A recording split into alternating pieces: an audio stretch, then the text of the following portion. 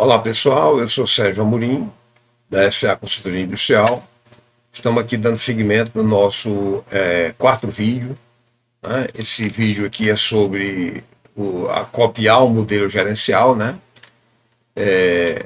Que é uma coisa que muita gente faz uma visita a uma fábrica, começa a copiar, tira foto dos quadros, visão, é, gestão à vista, né? Vai copiando aquilo ali, compra às vezes o mesmo sistema que a outra empresa tinha, né? Como eu falei nos outros vídeos, esses vídeos são com base no estudo que eu estou fazendo na quinta disciplina de Peter Senge e no livro A Máquina que Mudou o Mundo, né? O lançamento foi feito recente dessa versão. Eu já tinha lido a versão anterior há muitos anos atrás e agora estou resolvido a refazer essa leitura. Emular, copiar um modelo, né? Praticar uma disciplina é diferente de emular o modelo. Muitas vezes as inovações gerenciais são descritas em termos de melhores práticas das chamadas empresas líderes, né? Esse termo aqui é um termo que a gente escuta bastante aí de alguns consultores, né? Vamos implantar as melhores práticas, né? Ou seja, vai copiar as práticas de uma empresa líder, de uma empresa que deu certo, né? O que acontece com isso, né? Embora seja bem interessante essa história de copiar as melhores práticas, frequentemente acredito que essas descrições podem causar mais danos do que benefícios, levando a cópias graduais e a eterna tentativa de imitação do modelo, né? Então isso tem muito aí em treinamentos, né, que se diz que tem um domínio das melhores práticas de gerenciais que vai garantir tua lucratividade, né? Mas o que a gente observa é que depois o resultado não acontece, né? Porque não é só copiar essas melhores práticas, né? Tentar imitar o modelo, né? Tem mais coisa por trás. Conforme o gerente da Toyota comentou certa vez, após guiar centenas de visitas a executivos, ele sempre diz: você tem um sistema Kanban? Nós também. Você tem ciclos de qualidade? Nós também.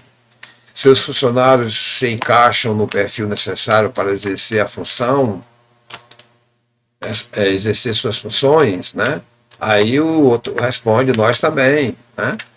Então, ou seja, todo mundo tem, copia as ferramentas, mas é só copiar as ferramentas?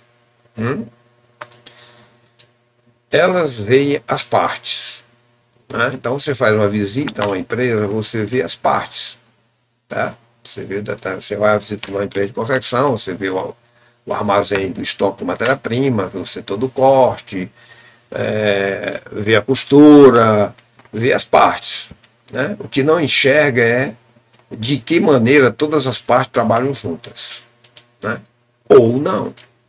No caso das empresas que são líderes, elas no mercado, elas trabalham junto essas partes. Agora, como juntar essas partes é que é o que é a dificuldade da maioria das empresas, né? Então elas são muito cada um do seu quadradinho, cada um trabalha dentro do seu quadrado, fazendo a sua parte. Não acredito que as grandes organizações tenham se desenvolvido tentando emular outras. Então, essa empresa que você está copiando, que tem as melhores práticas, será que ela copiou de alguém? Ou ela criou essas práticas? Assim como não se pode alcançar a grandeza individual tentando copiar outra grande personalidade. Então, tem alguns treinamentos, né, que ensinam você a, a copiar, né, o comportamento de um determinado líder. Mas será que é só isso? Eu consigo realmente ter o mesmo conhecimento que ele tinha, né, para fazer tal e qual? Então são pontos aí que a gente tem que parar para pensar, para refletir, né? Pensamento sistêmico, né? Esse é o ponto. É a maior dificuldade que a gente encontra, né? Os gestores de PCP trabalham muito setor por setor, né?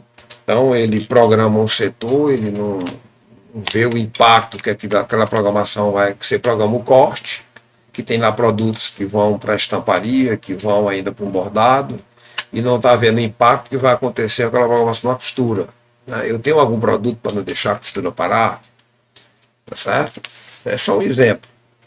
Por isso, o pensamento sistêmico é a quinta disciplina. Aquela que integra as outras, fundindo-as em um corpo coerente de teoria e prática. Impede-se de serem truques separados. Né? Então,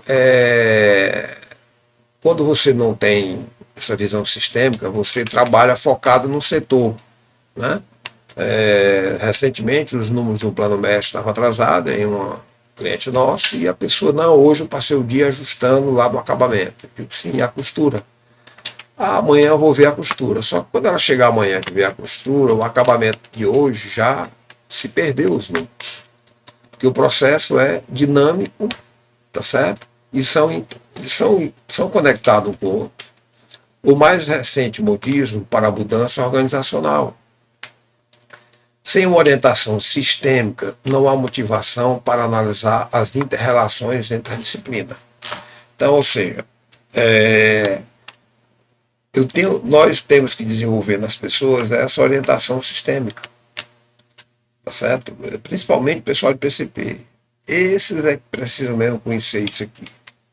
Pessoal de desenvolvimento de produto, porque tudo que eles fazem lá vai gerar uma série de soluções ou dificuldades no processo.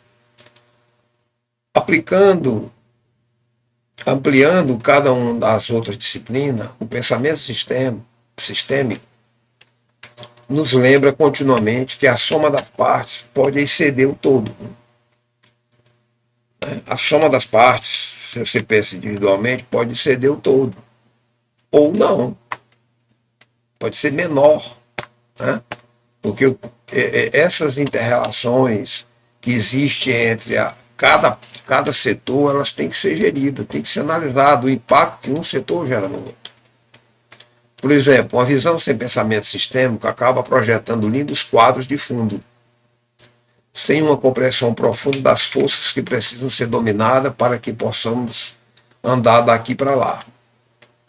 Esse é o motivo pelos quais muitas empresas se adotaram o modismo de visão. Recentemente, viram que uma visão nobre, isoladamente, não transforma o destino da empresa.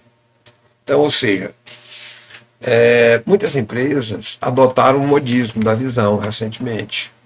Né? Viram uma visão nobre, isoladamente, não transforma o destino da empresa. Então, ou seja, ou ela é sistêmica, essa visão, ou ela não muda o destino da empresa. Agora, tem muitas empresas, grandes empresas, com grandes executivos, que já perceberam isso. Outras não. As pequenas têm mais dificuldade, as médias empresas têm mais dificuldade de ter esse pensamento sistêmico. Né? Muitas vezes o tecido, a matéria-prima é comprado em cima da hora, né? E o dono da empresa acha que só porque ele é dono e está mandando, as coisas vão acontecer da noite para o dia. Né? Eles não querem reconhecer que existe um negócio chamado lead time, tempo de atravessamento dos processos. Sem o pensamento sistêmico, a semente da visão é plantada em um terreno árido. Se o pensamento não sistêmico predominar, descumpre-se a primeira condição de uma visão estimulante. Então, ou seja, se o pensamento não sistêmico predominar, descumpra-se a primeira condição da visão estimulante. A crença genuína de que podemos transformar nossa visão em realidade futura.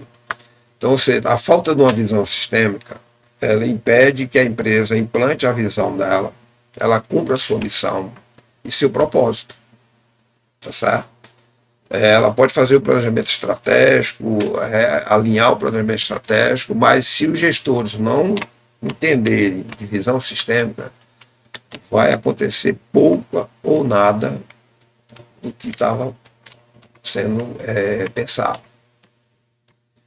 Diremos, podemos concretizar a nossa visão? A maioria dos gerentes é condicionada a acreditar nisso. Né?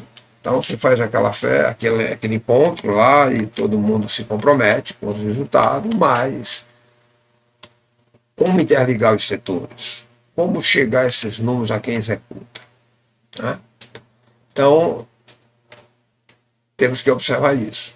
Essa consultoria tem como base o trabalho na filosofia Lean e manufatura enxuta. Trabalhamos na técnica necessária para alcançar as metas junto com a parte humana da sua equipe. Então, ou seja, não é só implantar ferramentas, é preciso também trabalhar a parte humana para poder entender sistemicamente os processos. Como é que as ferramentas se comunicam. Estamos entrando na era do slow fashion. Consumidores podem querer menos produto em pequenas quantidades, entregas mais frequentes e com qualidade. Então, estamos saindo da era a tendência nossa é sair mais da era do fast fashion. Somos uma empresa de consultoria que estamos sempre buscando mais conhecimento, nos atualizando para atender aos nossos clientes, né, conforme a necessidade e como o mercado quer trabalhar. As necessidades reais de cada organização são únicas. Então, ou seja, nós não temos um projeto pronto de consultoria. As dores podem até ser parecidas, mas a solução precisa ser específica e respeitar o contexto da sua empresa. Tanto no nível organizacional, né, nas limitações financeiras, quanto também no ambiente competitivo. A abordagem para a transformação Lean precisa ser situacional. Então, não adianta você chegar, cuidado com as consultorias que vendem sistemas prontos. Né? Não, se botar isso aqui vai dar certo. Como? Você analisou a empresa, em que situação que ela está, qual o nível de conhecimento dos gestores, onde eles estão, né, na linha de tempo. Temos capacidade técnica para montar um trabalho de consultoria e mentoria da gestão industrial, respeitando o seu contexto para a melhoria dos resultados. Temos compromisso com a eficiência, qualidade e prazos. Mais informações sobre o nosso trabalho você vai encontrar nas redes sociais, no Instagram, no canal do YouTube, no nosso site. Né? Você pode marcar uma reunião com a gente. Aqui está o meu telefone, o Sérgio Amorim, o telefone da Magna Mota. Você pode ligar para qualquer um desses dois números e marcar uma visita. Se você gostou desse vídeo, se inscreva no nosso canal, dá um like aí nesse vídeo, faça seus comentários, né? E até o próximo vídeo. Muito obrigado.